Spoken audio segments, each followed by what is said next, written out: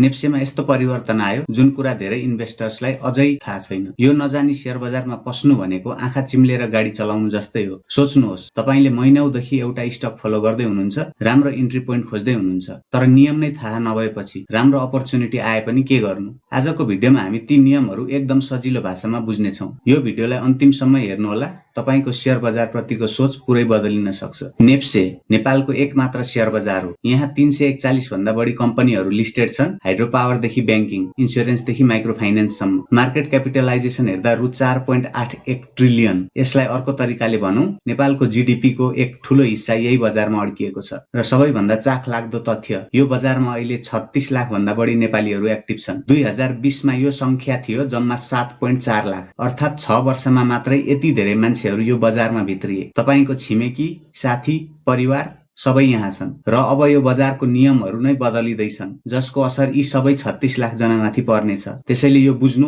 Optional होइन, जरुरी छ। कल्पना गर्नुहोस्, राति 12 बजे तपाई आफ्नो फोनमा न्यूज हेर्दै हुनुहुन्छ, एउटा हाइड्रो पावर कम्पनीको राम्रो न्यूज आयो। तपाईलाई थाहा छ भोलि बजार खुल्ने बित्तिकै यो स्टक माथि जान्छ। पहिले के हुन्थ्यो? बिहान 11 बजेसम्म कुर्नु पर्थ्यो र त्यतिन्जेल अरु इन्भेस्टर्सले अर्डर हालिसकेका हुन्थे, प्राइस उडिसकेको हुन्थ्यो। तपाई लेट हुनुहुन्थ्यो हरेक पटक। अब यो समस्याको समाधान आएको छ, त्यो हो आफ्टर मार्केट अर्डर, AMO। यो सुविधाले के गर्छ? राति होस् वा बिहान, बजार बन्द भएको बेला पनि तपाई आफ्नो अर्डर राख्न सक्नुहुन्छ। त्यो अर्डर सेभ भएर बस्छ र बजार खुल्ने बित्तिकै अटोमेटिकली एक्जिक्युट हुन्छ। यसले रिटेल इन्भेस्टर्स अर्थात हामी जस्ता साधारण मान्छेहरूलाई ठूलो फाइदा पुर्याउँछ, किनभने अहिलेसम्म यो एडभान्टेज प्राय इन्स्टिट्युसनल इन्भेस्टर्ससँग मात्र थियो। सेबोनले यसलाई एप्रुभ गरिसकेको छ। नेप्सेको बोर्डको आधिकारिक निर्देशन आउन बाँकी छ, तर यो सुविधा आउँदैछ र जब आउँछ यसले नेपाली शेयर बजारको खेल पुरै बदल्नेछ। अब कुरा गरौं प्राइस ब्यान्डको। प्राइस ब्यान्ड भनेको के हो? एक दिनमा कुनै स्टक कति माथि वा तल जान सक्छ, त्यसको सीमा हो। पहिले यो सीमा थियो 10%, अब यो बढाएर 15% गरिएको छ। सुन्दा सामान्य लाग्छ, 5% को फरक मात्रै, तर व्यवहारमा यसको असर ठूलो हुन्छ। सोच्नुहोस्, कुनै कम्पनीले एकदम राम्रो डिभिडेन्ड घोषणा गर्यो। पहिले त्यो स्टक एकै दिन म्याक्सिमम 10% मात्र चल्थ्यो, बाँकी मुभमेन्ट अर्को दिनमा क्यारी ओभर हुन्थ्यो। यसले प्राइस डिस्कभरी स्लो हुन्थ्यो। अब 15% सीमाले स्टक्सलाई आफ्नो असली मूल्यमा छिटो पुग्न दिन्छ। मार्केट थप इफिसियन्ट हुन्छ,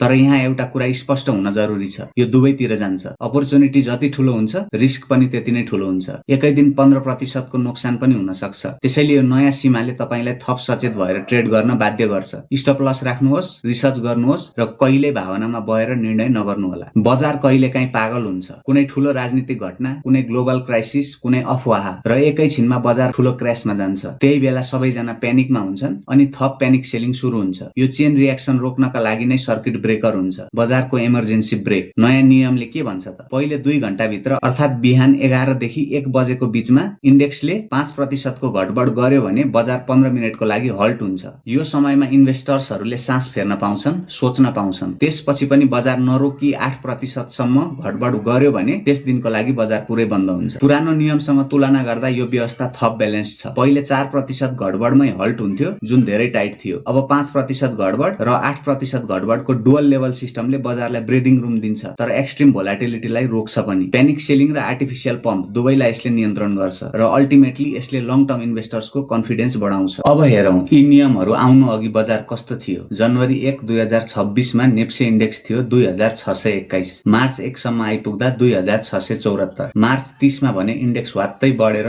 2831 पुग्यो। तर त्यसपछि पोलिटिकल डेभलपमेन्ट्स र ग्लोबल प्रेसरका कारण केही करेक्सन आयो। अप्रिल 8 मा 2802 र अप्रिल 17 मा 2838। यो ट्रेन्डले के भन्छ त? बजारमा अप्स र डाउन्स छन्, तर ओभरअल डिरेक्सन माथितिर छ। मार्केट क्यापिटलाइजेसन हाल रु 4.81 ट्रिलियन पुगेको छ। डेली टर्नओभर राम्रो दिनमा रु 12 देखि 15 अर्बसम्म पुग्छ र हाम्रो मार्केटको एनालाइसिस गर्दा टर्नओभर रु 10 अर्ब भन्दा माथि रहनु नै हेल्दी मार्केटको संकेत हो। हाम्रो बजार त्यो डिरेक्सनमा जाँदैछ र अब यी नयाँ नियमहरूसँगै यो मोमेन्टम अझ बलियो हुने सम्भावना छ। नेपालमा अनलाइन ट्रेडिङ एकाउन्टहरू हेर्दा 2020 मा 7.4 लाख, 2026 मा 63 लाख, 6 वर्षमा 751% को वृद्धि। यो संख्याले के देखाउँछ? नेपालको युवा पुस्ता अब शेयर बजारलाई सिरियसली लिँदैछ। स्मार्टफोन र इन्टरनेटको पहुँचले ट्रेडिङलाई घरबाटै सम्भव बनायो। एनआरबी को ब्याज दर घटाउने नीतिले ब्याङ्कको एफडी भन्दा शेयर बजार बढी एट्र्याक्टिभ भयो। रियल इस्टेटको बजार स्लो भएपछि पनि धेरै पैसा शेयर बजारतिर आयो। यी सबै फ्याक्टर्सले मिलेर यो 751% वृद्धि सम्भव भयो। तर यही भिडमा एउटा गम्भीर खतरा पनि छ, इमोसनल ट्रेडिङ ट्रेडिङ बढ्यो, र्युमर र व्हाट्सएप टिप्समा आँखा चिम्लेर लगानी गर्ने बढे, FOMO fear of missing outlay धेरैको पोर्टफोलियो बर्बाद गर्यो। सोच्नुहोस् 63 लाख मध्ये कतिजना एक्चुअली प्रफिटमा छन्। रिसर्च बिना, नलेज बिना, स्ट्रेटेजी बिना बजारमा छिर्नु भनेको जुवा खेल्नु जस्तै हो। एएमओ होस्, प्राइस ब्यान्ड होस् वा सर्किट ब्रेकर, यी नियमहरू सबै टुल्स मात्र हुन्। टुल्सहरूलाई सही तरिकाले प्रयोग गर्न जान्नुपर्छ। तपाईले आज 3 वटा गेम चेन्जिङ नियमहरूको बारेमा जान्नुभयो। पहिलो एएमओ, अब जुनसुकै बेला अर्डर राख्न मिल्छ,